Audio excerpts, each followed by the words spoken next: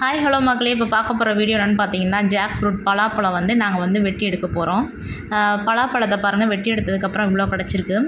ஆனால் பலாப்பழங்களை பார்க்கும்போது பலாப்பழம் வந்து ரொம்ப பெருசாக இருந்துச்சு. ஆனால் வெட்டி பார்த்தா நீங்களே பாருங்கள், வெறும் தோல் தான் இருந்துச்சு. கொட்டைகளும் பழங்களும் ரொம்ப கம்மியாக இருந்துச்சு.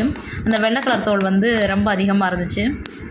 அதுக்கு வந்து நம்ம தேங்காய் எண்ணெயை கத்திலையும் நல்லா கையிலையும் தடவிக்கிறணும். ஒரு கீழே ஒரு பையை போட்டுட்டு 2ஆக கட் பண்ண போகிறோம். இது இப்படி அடிக்கும்போது தொப்பு தொப்புன்னு ஒரு சத்தம் கேட்கும். அப்போ தான் பழுத்ததுக்கான அர்த்தம். தேங்காய் எப்படி சுண்டி பார்க்கும்போது சத்தம் கேட்டுச்சுன்னா நல்ல தேங்காய், அது மாதிரி இது வந்து நம்ம தட்டும்போது தொப்பு தொப்புன்னு ஒரு மாதிரி சத்தம் கேட்கும். அப்போ தான் வந்து பலாப்பழம் பழுத்ததுக்கான அர்த்தம். பாருங்கள், பலாப்பழம் வந்து பழுத்து வந்துருச்சு. இப்போ வந்து நம்ம வெட்ட போகிறோம்.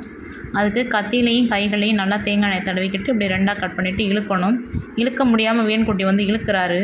தட்டு முகத்தை அப்படி லைட்டாக இழுத்ததுக்கப்புறம் பார்த்தா வெறும் சக்கை தான் அதிகமாக இருந்துச்சு. பழங்களோட எண்ணிக்கை வந்து ரொம்ப கம்மியாக இருந்துச்சு. பாருங்கள், அந்த நடுவில் இருக்கிறதெல்லாம் வந்து பால் மாதிரி வரும், பலாப்பழ பால்னு சொல்லிட்டு. அதை வந்து சாப்பிடக்கூடாது. அதை வந்து நல்லா ஒரு துணியை வச்சு தொடச்சி எடுத்துடணும். ஃபெஃபிகால் கம்மு மாதிரி அப்படியே வந்துக்கிட்டே இருக்கும் ஒயிட் கலரில். அதை நல்லா ஒரு துணியை வச்சு தொடச்சி எடுத்துடணும். வாய்கள்னால் ஒட்டுனா பிசு தன்மையோட புண்ணு மாதிரினா வரும். அதனால் அந்த இதை எடுத்துடணும். நல்லா துணியை வச்சு தொடச்சிட்டு தான் நம்ம அடுத்து கட் பண்ணணும். நடுப்பகுதியிலையும் அந்த பலாப்பழத்தோட காம்புலையும் இருக்கும். அதை நல்லா துணியை வச்சு தொடச்சிடணும். தொடச்சிட்டு இப்போ வந்து கட் பண்ண போகிறோம். ஒவ்வொரு சொலையாக எடுத்து நாங்கள் வந்து ஒரு தட்டு வச்சுருந்தோம். அதில் எடுத்து போட்டோம். ரொம்ப சுவையாக இருந்துச்சு. அடுத்து வந்து வேன்குட்டி வந்து சாப்பிட்டு பார்க்குறாரு ஒரு பலாப்பழத்தை. சுவை எப்படி இருக்குதுன்னு சொல்லி கேட்கல. சூப்பராக இருக்குன்னு சொன்னார். ஸ்கூல் விட்டு வந்தோடனே அவருக்கு இதான் ஸ்நாக்ஸு. நீங்களும் பலாப்பழம் வாங்கினீங்கன்னா இப்படி கத்திலையும் கைகளையும் நல்லா தேங்காய் எண்ணெயை தடவிட்டு நல்லா கட் பண்ணிங்கன்னா சூப்பராக கட் ஆகிரும்.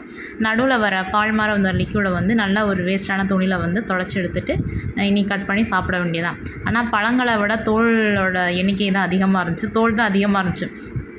உள்ளே பார்த்தா வெறும் தோல் தான். பலாப்பழத்தையும் காணோம், பலாப்பழ கொட்டையும் காணோம். இங்கே பாருங்கள், வெறும் தோல் தான் இருக்குது. பலாப்பழம் பார்க்கும்போது பெருசாக இருக்குது. ஆனால் அதில் வெறும் தோல்கள் தான் அதிகமாக இருந்துச்சு. பாருங்கள், பாதி பழத்தில் மொத்த பழமே இவ்வளோ தான் வந்திருக்கு. ஒரு 10 சொல்லக்கூட இல்லை. ஆனால் பலாப்பழம் வந்து டேஸ்ட்டாக இருந்துச்சு. ஒவ்வொரு சொலையும் நல்லா டேஸ்ட்டாக இருந்துச்சு. அதோடய கொட்டைகளை வந்து சாம்பார் வைக்கலாம், கிரேவி மாதிரி வச்சு சாப்பிட்டா ரொம்ப நல்லாயிருக்கும்.